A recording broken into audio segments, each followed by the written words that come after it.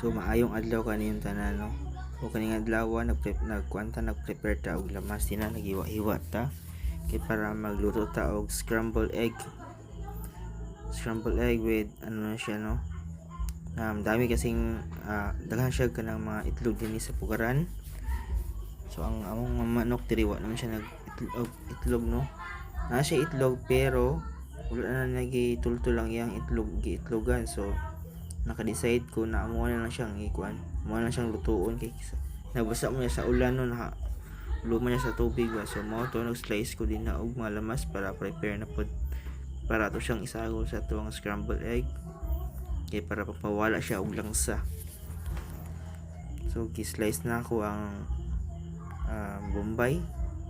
Gipinapino na ako siya slice para makaon siya apil. And then nag-slice na din na og